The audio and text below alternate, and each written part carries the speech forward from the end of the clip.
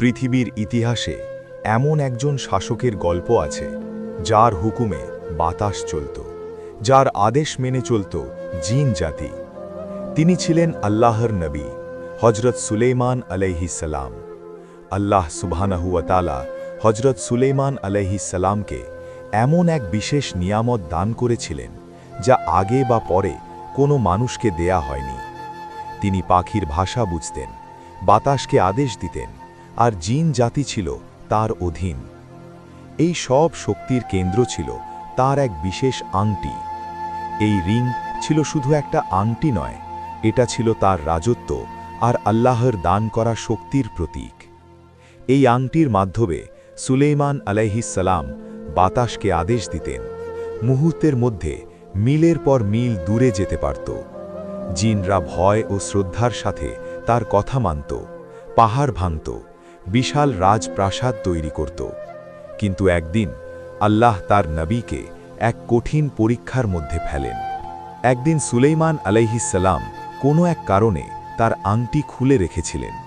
ওই সময় এক দুষ্ট জিন মানুষের রূপ ধারণ করে ওই আংটিটি চুরি করে নেয়, আর সাথে সাথে সব কিছু বদলে যায়। আংটি হারানোর সাথে সাথে সুলেইমান আলাইহিস সালাম তার রাজত্ব ও শক্তি হারিয়ে ফেলেন।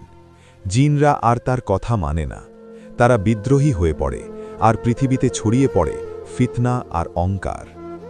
ওই দুষ্ট জিন সুলেইমান আলাইহিস সালামের মতো দেখতে হয়ে রাজ সিংহাসনে বসায়। মানুষ বুঝতে পারে না কে সত্য আর কে মিথ্যা। এই সময় আল্লাহর নবী হয়েও সুলেইমান আলাইহিস সালামকে সাধারণ মানুষের মতো জীবন যেতে হয়। লোকজন তাকে চিনতে পারে না, কাজেও রাখে না, কেউ তাকে অপমান করে, কেউ তাকে তাড়িয়ে দেয়। এটা ছিল তার জীবনের সবচেয়ে কঠিন সময়। কিন্তু তিনি এক মুহূর্তের জন্যেও আল্লাহর উপর ভরসা ছাড়েননি। প্রায় ৪০ দিন পর আল্লাহ সুবহানাহু ওয়া তাআলা তার নবীকে সাহায্য করেন। একদিন এক জলে থাকা মাছের পেটের মধ্যে সেই হারানো আংটিটি ফিরে আসে।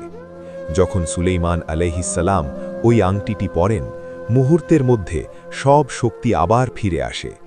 জিনরা আবার মাথা নাটিয়ে দেয়, বাতাস আবার তার আদেশ মেনে চলে, মিথ্যা শাসকের মুখোশ খুলে পড়ে। এই ঘটনা আমাদের শিক্ষায় শক্তি কোনো আংটিতে নয়, শক্তি কোনো শাসনে নয়, সব শক্তি শুধুমাত্র আল্লাহ সুবহানাহু ওয়া তাআলার হাতে।